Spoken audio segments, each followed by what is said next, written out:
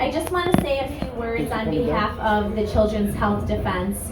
For those of you who don't know, this fundraiser tonight, the proceeds will go directly to the Children's Health Defense because they have decided to sponsor our lawsuit, which will remove a huge, financial burden for a lot of us.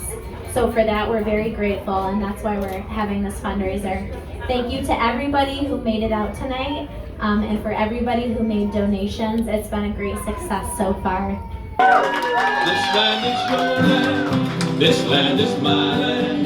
From California to the New York Islands, from the Redwood Forest to the Gulf Stream waters. This land was made for you and me. As I went walking that ribbon of highway, I saw above me that endless skyway. I saw below me that golden valley.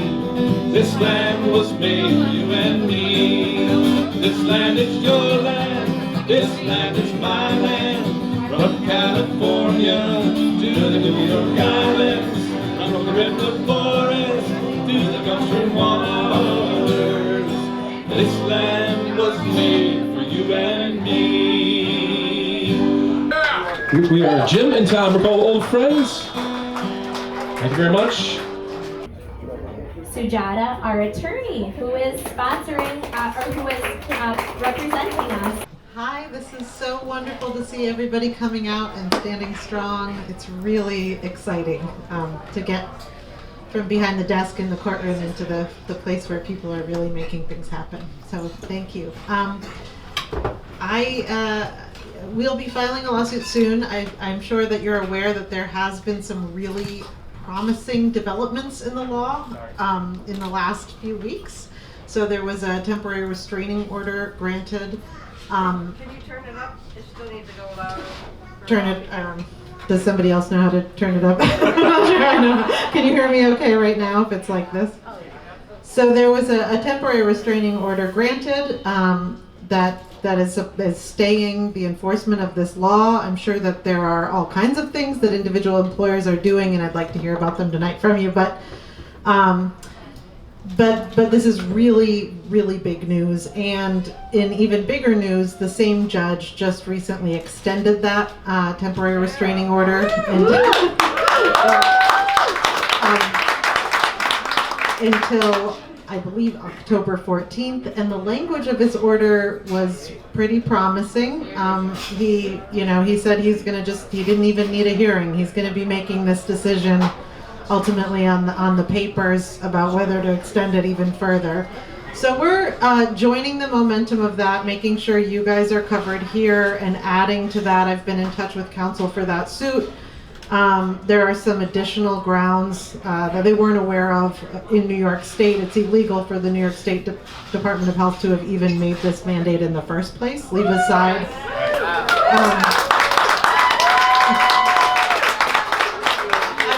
It's right in the statute. They're not allowed to mandate new vaccines for anyone without the legislature having done it. So, we want to attack it even more aggressively, but we have been, we've got some breathing room with this TRO, and we're going to try to ride that momentum and help get a good decision. And it's not just happening here; it's happening in New York City. I'm representing teachers down there in New York City. I don't know if you're aware, but all the major unions just stood up in New York City. It's really amazing. And they didn't just say there needs to be exemptions.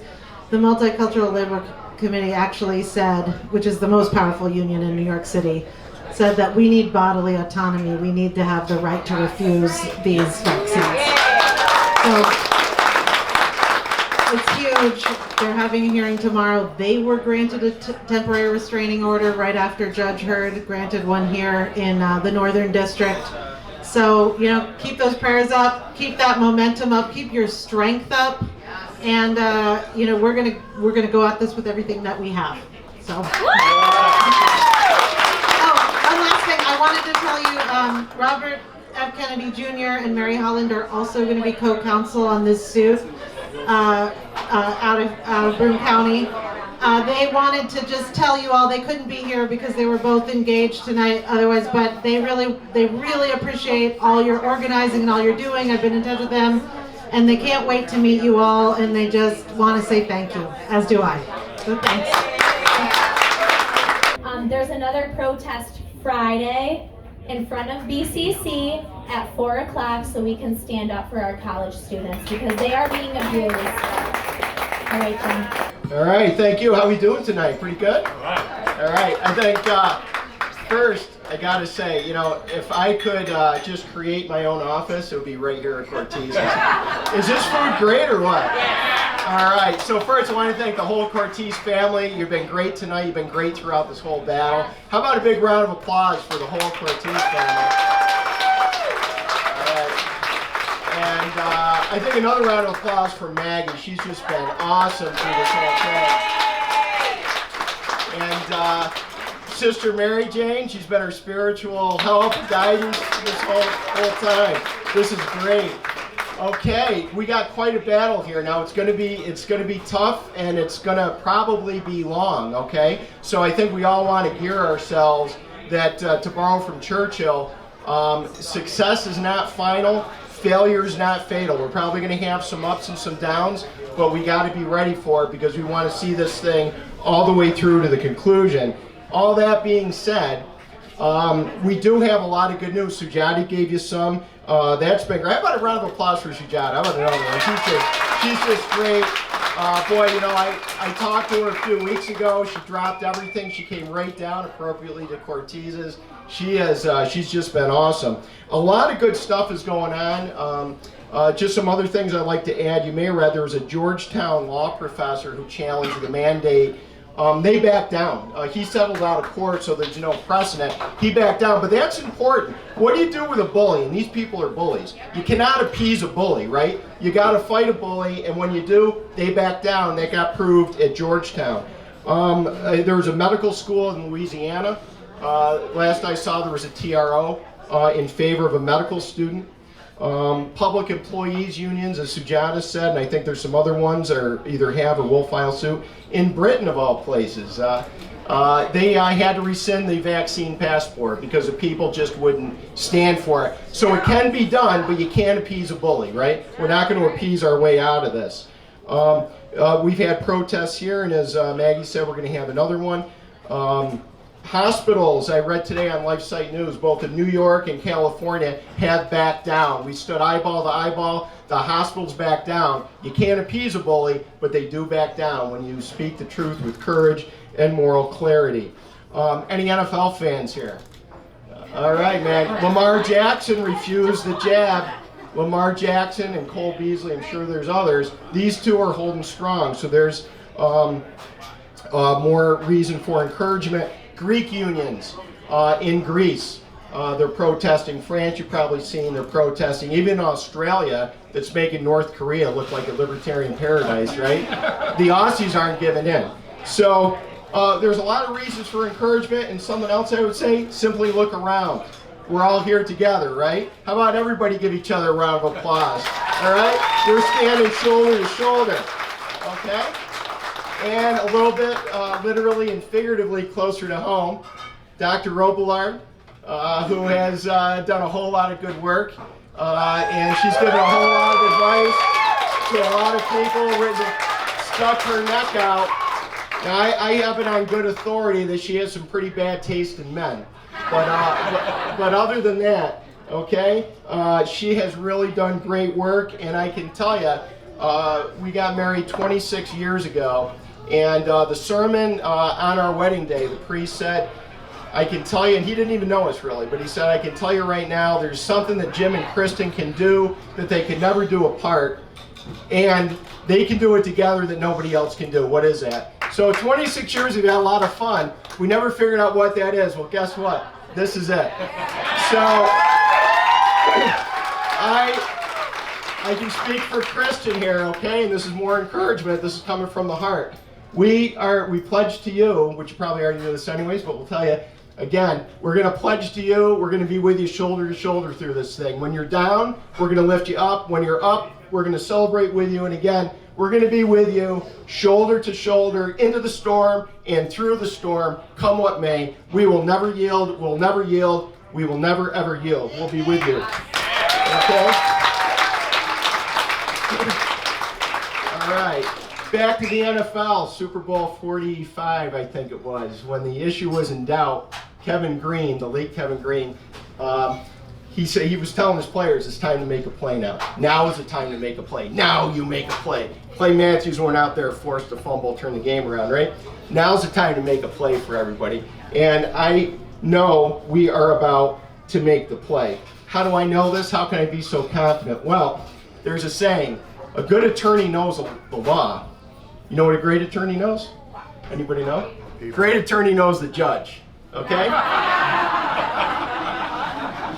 And I can tell you, I know the judge. Now, I'm not bragging, because you know why? You all know the judge too.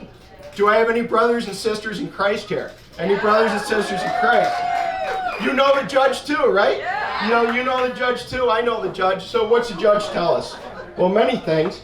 We know that, hey, without the fall, we wouldn't have had the Messiah, right? Without slavery, we wouldn't have had the Exodus, right? Without the cross, we wouldn't have had the empty tomb. If Christ didn't ascend into heaven, we wouldn't have had Pentecost Sunday, right? So what's one of the lessons here? We know for certain, don't we, that horror cannot outlast hope. Any tragedy eventually will beget triumph, and no manner of despotism can impair one iota the cause of human dignity. Can I get an amen on that? All right. Now, it's easy to be a Christian on Palm Sunday. A little bit more difficult on Holy Thursday. Good Friday, it's really difficult, especially about 3 p.m., right? Things were looking mighty grim, weren't they?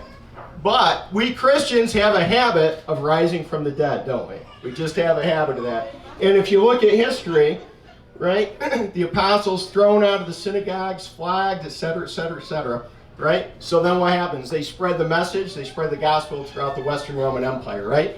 And they flip it. It goes from being a tyrannical, anti-Christian political body into being very Christian, right? Western Roman Empire falls. So what happens? Christianity spreads into the barbarians.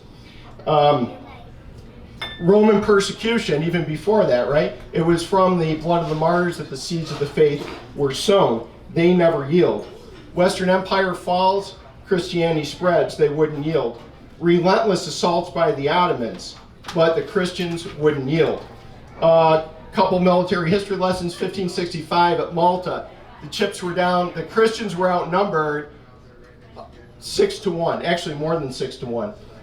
The leader even said, if I got to fight them myself, I will. Miraculous victory, Malta held. Lepanto, miraculous victory, Christianity held. Vienna, looked like it was going to fall to the Ottomans in 1683. At the last minute, John Sobieski with the winged hussars came down the mountainside, saved Christianity. They never yielded, and when you don't yield, guess what? The gospel spreads. God will give you the upper hand. When you see evil out there, you go out there and fight it. Do not yield. God will give you the upper hand. God will give us the upper hand here. He is not neutral in this struggle. The French revolutionaries thought they would get rid of Christianity forever.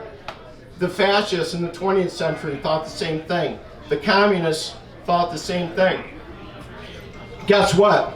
Robespierre is dead. The French Revolution is dead. 20th century fascism has been defeated. The Soviet Union is on the ash tree of history. Why? Because Christians wouldn't yield. When they didn't yield, the gospel spreads, human dignity gets vindicated, good triumphs over evil. And let me tell you, my friends, we can't yield. Are you with me on that one? All right.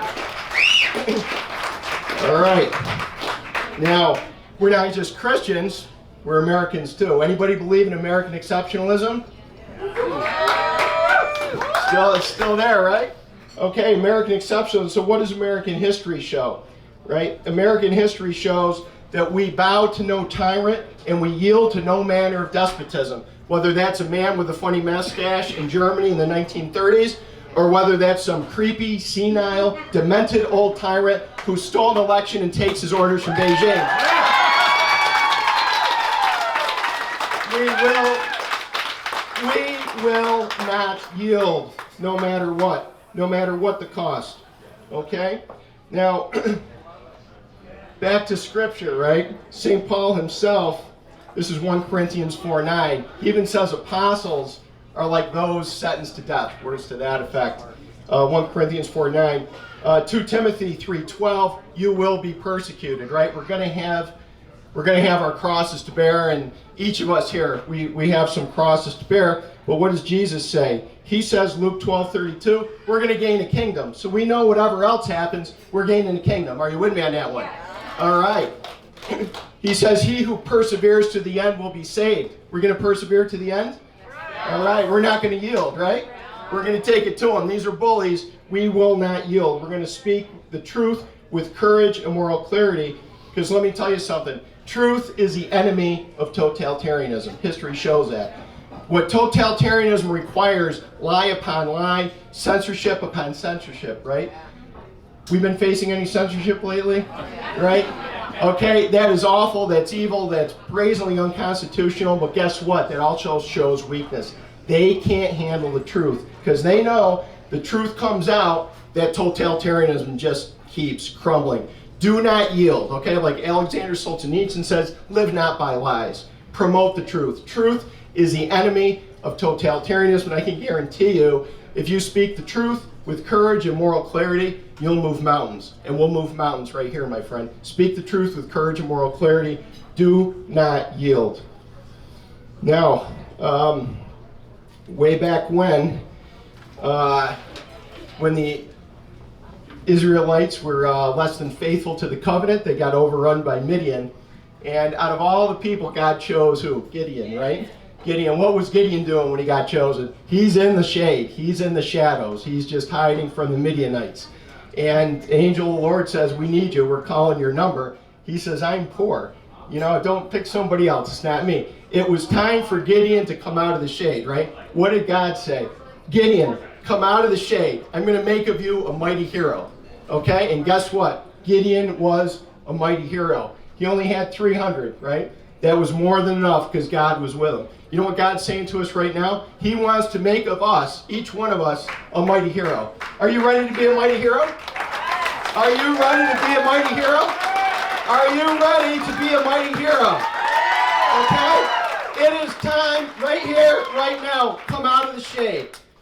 Throw off with a single shrug any type of defeatism, any fear, any apprehension. Come out of the shade. Let God make of you a mighty hero. Speak the truth with courage and moral clarity. Move mountains. Do not yield to these tyrants. And believe me, these people will crumble just like they have been so far. So, my friends, we started this thing. We started, and we're not going to stop, right? Because, right, we're the light of the world, right? Are we the light of the world or what? So, we started this. We lit a flame. We lit a flame, right? There's one little candle amidst all this darkness. We lit a flame, and you know what that flame is going to do? It is going to consume this tyranny like a raging, purgative conflagration of righteousness, okay? And we're going to do that by spreading the truth with courage and moral clarity. At the same time, this light is also going to paternally beckon people of goodwill to broad and sunlit uplands where the river of universal justice flows unvexed and the cause of human dignity reigns supreme, so that the sacred rights of mankind can be vouchsafed upon impregnable foundations, not just for this generation, but for all posterity. All right, can I get an amen on that? Amen. All right, are you ready to be the light of the world? Yes. Are you ready to have that light shine before men? Yes. Are you ready to speak the truth with courage and moral clarity? Yes. All right. So remember, never yield, never yield, never yield. For the sake of everything that's righteous, never yield. Thank you, everybody.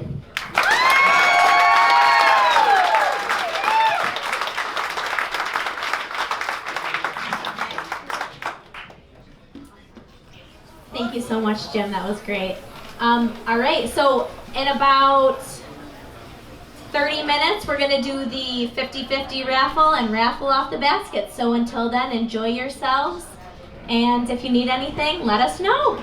Hello everyone, and thank you for joining me. This is Michael Voss, Dragon of the Southern Tier, and I am here at Cortese at the fundraiser for the healthcare workers that are fighting against the mandate here in New York State.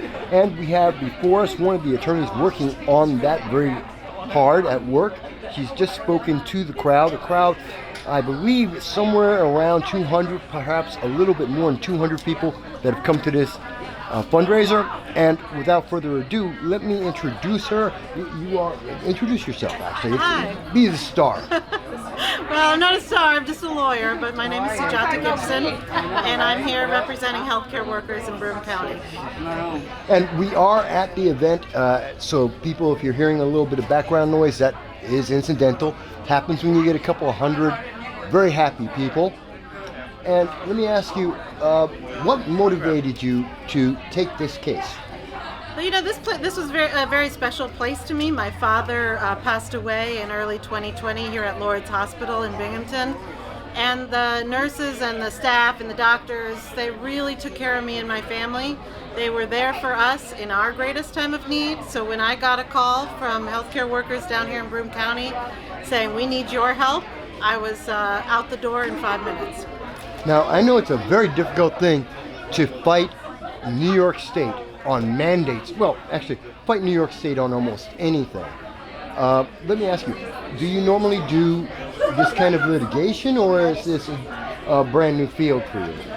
I am a civil rights attorney, and a lot of my work is lawsuits against New York State. so it is a familiar territory, which is why I got the call, but I'm here because my heart called me here. Oh, absolutely. And let me ask you, looking at the law, especially from a civil rights perspective, obviously you believe in the client that New York State has gone beyond bounds. What are you hearing from within the legal system that New York State is saying? Do they think they've gone too far and are maybe looking for a way to pull back, or are they just going for it? Well, you know, civil rights litigation is typically a push and pull between different narratives of whoever's in power. But I do think that judges around this state are finally starting to stand up and say, look, this is just going too far, all right? You know, we have basic civil rights that need to be accounted for. The Supreme Court has started to step into this void and say, public health emergency does not mean that you get to put the Constitution away and pretend it doesn't exist. We still have rights to decide what happens to our body. We still have the right to go to church. We still have the right to religious accommodations, medical accommodations. This does not usher in tyranny, and that's what we're fighting for. Now, I know there's a lot of other cases that are coming about, such as up in Oneida County, where I know there have been several protests as well, and I believe there is a case coming from there. Are these connected, or are they all individual at this point? This is really a grassroots movement as far as I can tell. People all across this state are rising up. I just filed a lawsuit today in New York City on behalf of teachers. When the state is really going too far. Certain actors are just really going too far, abusing their authority, acting outside of what the science is even telling us, you know, just using this as an excuse to kind of push this one narrative that doesn't make sense. Well, let me ask, I know we've got a lot of the crowd coming in. Again, it's an exciting day to be around such great people. There's two questions that I would have. One, there is a time frame here. We know there is a stay at this moment, which may be lifted at any moment. And we know that there is a deadline, which is September 27th. So realistically, as a lawyer, you have to look as that will be upheld. Given that reality, how do you see this going forward? Will there be enough time to make this case get into the courts? Is it going to be retroactive? What do you think? The case that we're filing? Yes. Well, I think that we need to file it quickly. Unfortunately, what I'm hearing is a similar story that I'm hearing across the state, which is that you know, a lot of employers are being forced to recognize religious exemptions and medical exemptions. Courts are saying you've got to give these to people. And the response has been to try to get around it by denying everybody. So I have good reason to be concerned that there might be a whole lot of denials coming in this Saturday. So we're going to try to file before that and get emergency relief to protect these workers. They've been on the front lines without PPE, without vaccines. They've been out there caring for people, including my father and countless others. Most of them have already had to get COVID and overcome it. They are naturally immune, and the science shows that very clearly. There is no reason to penalize them and put them through this, deny their sincerely held religious beliefs, and try to play these games. These people are here to serve, and we need to let them serve. Okay. One final question, because I don't want to take you away. I know you want to eat. I want to eat. We've been covering the event and talking about this with many people, so I want to ask one final question. We're talking about the perception out there. We're talking about the coverage that what people are able to know. In other words, we're talking about the news media, which in this region, in the southern tier, have come out and said that this is about disgruntled workers, which does not match what I have heard from doctors and nurses, some of them on the record, some of them protecting their jobs and not coming in front of the camera. You may have seen similar things across the state. What do you believe, what do you think of the news media coverage, and what should people say when they see this and realize that, oh, all the rest of the media didn't show up? I think this is about basic science. We know all of the heads of public health agencies around the world have admitted these vaccines don't stop transmission. So what are these vaccine mandates really about? We know that vaccinated people and unvaccinated people are just as infectious. And yet the response to that from certain corners has been to double down on these mandates. And you got to ask yourself how much of the budget of some of the mainstream media comes from pharmaceutical companies. I've heard 70% on non-election years for most of the mainstream media. Are they really going to be that critical? Are they doing their jobs in light of their financial conflicts of interest? That's what I'd like to know. And I think that in addition to these lawsuits, that's a question we should all be asking. You posed some very important questions, and we have some very timely issues to go through. I want to thank you for taking the opportunity to come down here in the southern tier where the news media refuses to cover. Will not come down, they will not cover this story, and I apologize on their behalf because this needs to be told, the public needs to know. I thank you for your work here. I hope you're going to have great success, and we look forward to speaking to you in the future to let us know how it is going as it goes forward. Thank you. Thank you for interviewing me. Thank you. Hello, and thank you for joining us, folks. This is No Soundbites Allowed. I am still at Cortese. It's about 7:30 in the evening. We've heard from several of the speakers tonight. We have seen that, we believe, over 200 people have come out to help support our healthcare workers in their efforts to fight against the vaccine mandates that are threatening to take many jobs away throughout New York State.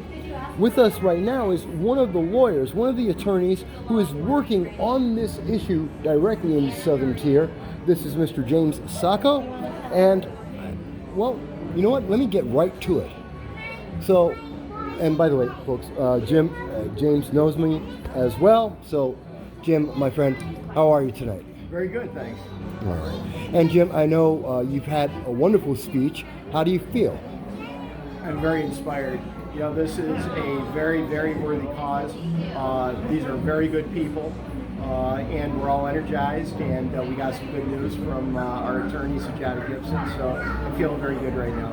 I was speaking with Sujan just a little bit earlier, and she was mentioning how this is a problem not just in the southern tier of New York, but this is something that we're seeing throughout New York State.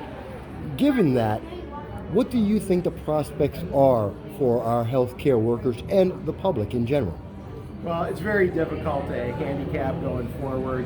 I can tell you, though, that truth and justice are quite literally on our side. What's going on now is nothing other than completely irrational tyranny. So if we have any type of a fair hearing, we're going to win. That's number one. Number two is, I don't know what these hospitals are doing. You know, you can quote Senator Fred Akshar, who wrote to the DOH, who told them you're playing a game of chicken because a number of healthcare workers aren't going to be employed very soon. We're not going to have enough. At some point, I think these healthcare providers have to get a dose of reality. So there's some reasons to be optimistic. Okay. Now, I have to ask a question here, because a lot of people are wondering, when we're looking at what's going on, what are you hearing from within the legal circles, from other judges, from other attorneys? Do they think this is a great case? Do they think it's a bad case? Do they think that New York State has overstepped its bounds in this reaction? Yeah, well, the people I talk to agree that New York State has just completely overstepped its bounds. The big concern is, the political pressure that the judge may feel to simply go along with the government agenda. But yes, I mean, people that I talk to really think that this is an overreach. Have you been able to speak to any of the news media? We haven't seen them at all the protests. They've seemed to be reluctant in covering this news. Have you been able to hear from any of the news media about covering this? I was at a protest in Johnson City on September 3rd.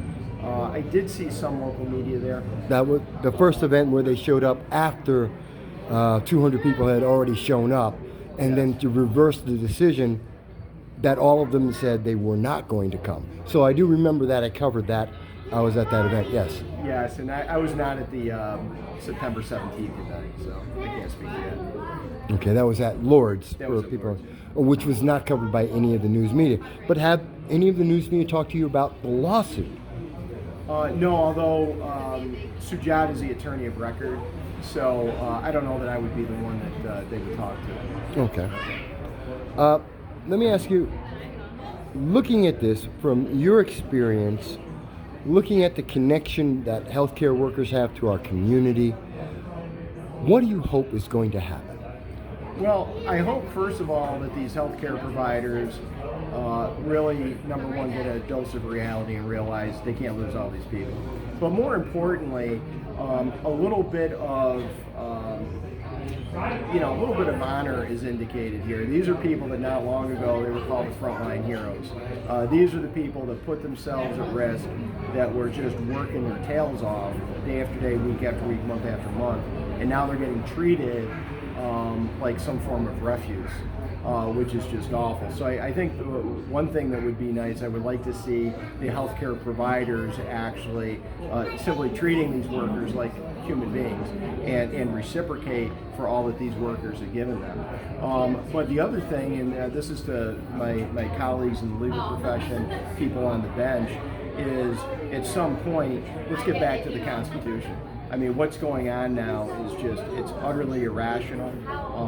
We have had just a horrific abridgment of our constitutional rights since this thing began in March of 2020. And it's past time that the legal profession needs to get back to the letter and the spirit of the Constitution, because what's going on now is just, it's an abomination. One final question, and then I'll let you go. I know it's been a busy night for many of us, and a lot of great cheer with over 200 people who've come out to support. If there is any final thought that you would have, anything you want to share with the audience that are watching this at this moment that you'd like to tell them? Sure. I want everyone who is a healthcare worker, anyone directly or indirectly affected by this, to understand that our motives are pure, our methods are honorable, and what we're doing here is the right thing to do. And what we are doing, we're vindicating the rights of mankind. We're vindicating truth against censorship. We're vindicating health against this tyrannical, communistic healthcare system that we're developing. The battle lines could scarcely be more clear. Okay, so what I like to encourage everybody to do is, it's time to step up. It's time to vindicate the truth, and it's time to just don't yield. Just don't yield. Truth is the enemy of totalitarianism. Vindicate the truth, and if you speak the truth with courage and moral clarity, you'll move mountains. History shows that, and let's make some history. All right, thank you very much for that. Okay, thanks.